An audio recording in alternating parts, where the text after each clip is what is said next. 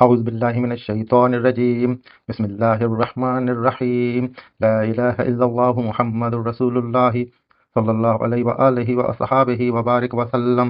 أستغفر الله الذي لا إله إلا هو الحي القيوم وأتوب إليه بسم الله الرحمن الرحيم اللهم صل على سيدنا محمد النبي الأمي وعلى آله وأصحابه وبارك وسلم السلام عليك يا خاتم النبيين صلوات الله عليك يا خاتم النبيين اما بعد تمام دیکھنے والوں اور سننے والوں کو السلام علیکم ورحمۃ اللہ وبرکاتہ۔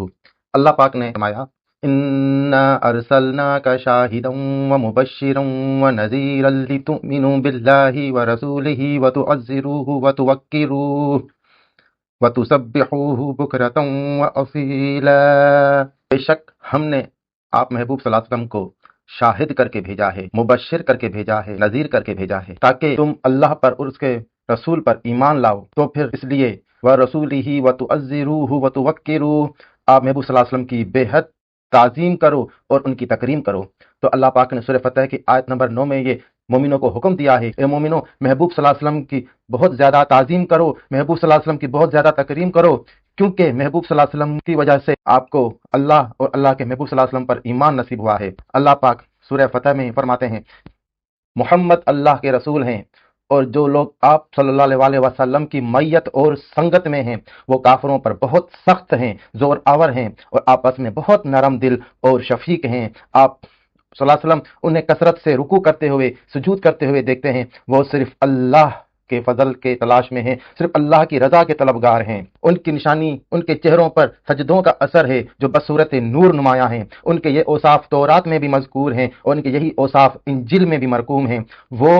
کھیتی کی طرح ہیں جس نے سب سے پہلے اپنی باریک سی کومپل نکالی، پھر اسے طاقتور اور مضبوط کیا، پھر وہ موٹی اور دبیز ہو گئی، پھر اپنے تنے پر سیدھی کھڑی ہو گئی، اور جب سرسبز و شاداب ہو کر لہلہائی تو کاشتکاروں کو کیا ہی اچھی لگے گی۔ اللہ نے اپنے حبیب صلی اللہ علیہ وسلم کہ صحابہ رضی اللہ عنہم کو اسی طرح ایمان کا تناور درخت بنایا ہے، تاکہ ان کے ذریعے وہ محبوب صلی اللہ علیہ وسلم سے جلنے والے کافروں کے دل جلائے،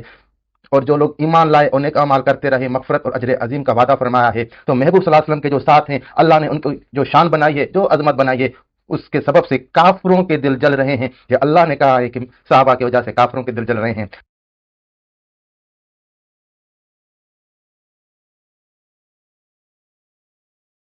قرآن پاک کی سب سے بہترین تفسیر، شرح اور لغت وہی ہے جو قرآن پاک نے خود سمجھا دی اور بیان کر دی۔ اس موضوع پہ تفسیر ابن کثیر جو سب سے قدیم ترین تفسیر ہے، اس کے مؤلف تفسیر ابن کثیر کے افتتاح میں لکھتے ہیں، سنو، تفسیر کا بہترین اور صحیح طریقہ یہ ہے کہ اول تو قرآن کی تفسیر قرآن ہی سے ہو، اس لیے کہ ایک بیان کہیں مختصر ہے تو کہیں اس کی تفصیل بھی ہے۔ ابن کثیر رحمۃ اللہ علیہ اس بات پر غور طلب جملہ کہہ رہے ہیں کہ قرآن پاک کی تفسیر وہی ہے جو قرآن پاک خود بیان کر دے، اور ہر دور کے علماء، ہر دور کے قرآن پاک کے مفسر اور جو اس بات کو سمجھتے ہیں وہ اس بات پر متفق ہیں کہ قرآن پاک کی تفسیر وہی ہے جو قرآن پاک خود بیان کر دے، قرآن پاک کی لغت وہی ہے جو قرآن پاک خود بیان کر دے، جو الفاظ کی معانی قرآن پاک نے بیان کیے ہیں، جو قرآن پاک کے آیتوں کی شرح قرآن پاک نے بیان کی ہے، وہی آخری ہے اور وہی حجت ہے، وہی برہان ہے۔ اس بات کہنے کا مقصد یہ ہے کہ اللہ تعالیٰ نے اپنے قرآن پاک کے شروع میں سورہ فاتحہ میں فرماتے ہیں بسم اللہ الرحمن الرحیم الحمدللہ رب العالمین۔ جب فرعون کے سامنے حضرت موسیٰ علیہ السلام نے کہا کہ میں اللہ تعالیٰ کا بھیجا ہوا ایک رسول ہوں، وہ اللہ تعالیٰ جو رب العالمین ہے، تو فرعون نے کیا کہا؟ قال فرعون وما رب العالمین، فرعون نے کہا سارے جہانوں کا پروردگار رب یہ کیا چیز ہے؟ موسیٰ علیہ السلام نے فرمایا قال رب السماوات والارض وما بینہما ان کنتم موقنین۔ موسیٰ علیہ السلام نے فرمایا کہ رب وہ ہے جو تمام آسمانوں کا اور زمین کا اور اس کے بیچ میں جو ساری کائنات ہے اس کا رب ہے، اگر تم یقین کرنے والے ہو۔ اور پھر موسیٰ علیہ السلام نے فرمایا وہی تمہارا رب ہے اور تمہارے باپ دادا جو گزر گئے وہ ان کا بھی رب ہے۔ اور پھر موسیٰ علیہ السلام نے فرمایا وہ مشرق اور مغرب اس ساری کائنات کا رب ہے، اور جو کچھ اس مشرق اور مغرب میں موجود ہے اور جو اس کے درمیان ہے وہ اس کا رب ہے، اگر تم عقل رکھتے ہو۔ ان کنتم تعقلون قال رب المشرق والمغرب وما بینہما ان کنتم تعقلون۔ تو موسیٰ علیہ السلام نے رب العالمین کا کیا مفہوم ہے، کیا تشریح ہے، اس کا کیا مطلب ہے، وہ موسیٰ علیہ السلام نے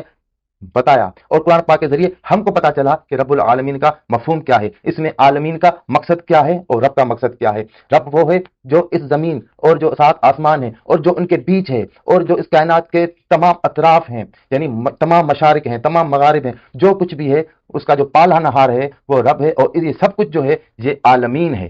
تو اس طرح ہم رب العالمین کے دونوں الفاظ کی معرفت حاصل کرنے میں کامیاب ہو گئے قرآن پاک سے، اور قرآن پاک نے اس کی لغت بھی بتا دی، اس کی شرح بھی بتا دی، اس کی تفسیر بھی بتا دی۔ اور اسی قرآن پاک میں اللہ تعالیٰ نے فرمایا وَمَا أَرْسَلْنَاكَ إِلَّا رَحْمَةً لِّلْعَالَمِينَ، اور اے محبوب صلی اللہ علیہ وسلم، ہم نے آپ کو تمام عالمین کے لیے رحمت بنا کر بھیجا ہے۔ تو اس سے آپ سمجھ لیں کہ جب اللہ تعالیٰ نے عالمین کی خود شرح فرما دی، خود بتا دیا کہ عالمین سے مراد یہ زمین، یہ آسمان، ان ساتوں آسمانوں کے بیچ میں جو کچھ ہے، جو کچھ گزر گیا اور جو کچھ ہو رہا ہے، اور جو مشرق اور جو مغرب اور جو اس کے بیچ میں ہے، وہ سب کا سب عالمین ہے۔ اور عالمین کی شرح کے بعد اللہ خود فرمائے کہ میرا محبوب صلی اللہ علیہ وسلم رحمت للعالمین ہے۔ تو اس سے آپ سمجھ جائیں کہ رحمت للعالمین سے مراد یہ ہے کہ جہاں تک رب العالمینی کی حد ہے، وہاں تک محبوب صلی اللہ علیہ وسلم کی رحمت پہنچتی ہے، اور جہاں تک رب العالمین کے عالمین موجود ہیں، وہاں تک نبی پاک صلی اللہ علیہ وسلم کی رحمت موجود ہے۔ اس سے آپ اندازہ لگا لیں کہ قرآن پاک کی شرح، قرآن پاک کی تفسیر، قرآن پاک کی لغت جو ابن کثیر نے کہا ہے، اسی طریقے سے ہم آپ کو بتا رہے ہیں کہ یہی تفسیر ہے، یہی تشریح ہے جو قرآن پاک نے خود بیان کی ہے۔ تو آپ بھی اس پر غور کریں، تفکر کریں اور سمجھنے کی کوشش کریں کہ قرآن پاک کس طرح اپنے الفاظ کی شرح کرتا ہے، کس طرح اپنی آیتوں کی شرح کرتا ہے۔ اور جس دن ہم نے قرآن پاک کو قرآن پاک سے سمجھنا شروع کر دیا، قرآن پاک کی تفسیر قرآن پاک سے کرنا شروع کر دی، جس طرح ابن کثیر نے ارشاد فرمایا ہے، تو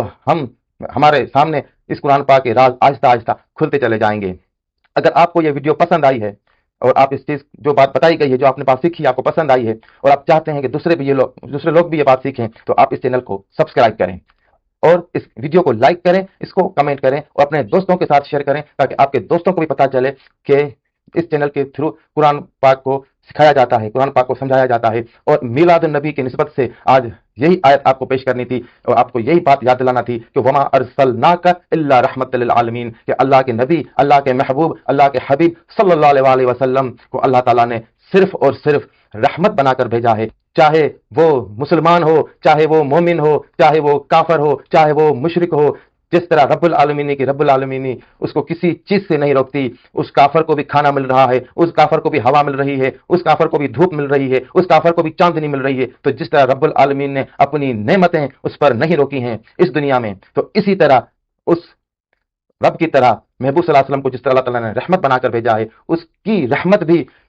ہر عام و خاص، کافر، مشرک، مسلمان، وہ رحمت للعالمین ہے، سب کے لیے ہے۔ لیکن جس طرح رب العالمینی سے صحیح طور پر فائدہ وہی اٹھا سکتے ہیں جو مومنین ہوتے ہیں، اس طرح رحمت للعالمین محبوب صلی اللہ علیہ وسلم کی رحمت سے صحیح طور سے وہی فائدہ اٹھا سکتے ہیں جو مومنین ہیں۔ اور مومنین کی شرح اللہ تعالیٰ نے خود ہی کر دی، یا ایھا الذین آمنوا صلوا علیہ وسلموا تسلیما، تو اے مومنو، محبوب صلی اللہ علیہ وسلم پر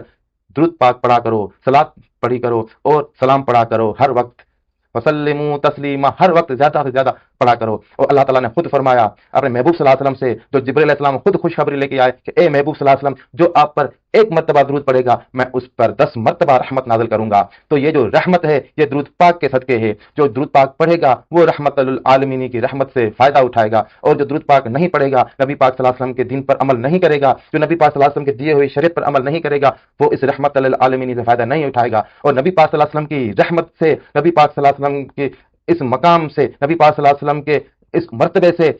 سوائے کافر کے اور کوئی بھی انجان نہیں ہے، سوائے غیر مسلم کے کوئی بھی غافل نہیں ہے۔ اور مسلمان کو اگر اس رحمت سے فائدہ اٹھانا ہے، وہ رحمت جو زمین و آسمان و کائنات کے ذرے ذرے پر اللہ تعالیٰ نے اس کو محیط کر دیا ہے، اور اس کا ثبوت یہ ہے کہ اللہ تعالیٰ نے قرآن پاک میں خود فرمایا ان اللہ وملائکتہ یصلون علی النبی یا ایھا الذین آمنوا صلوا علیہ وسلموا تسلیما، تو اللہ بھی درود پاک پڑھ رہا ہے اور اس کے فرشتے بھی درود پاک پڑھ رہے ہیں۔ اب مجھے کوئی بتائے کائنات کا وہ کون سا حصہ ہے جہاں پہ فرشتے نہیں ہیں؟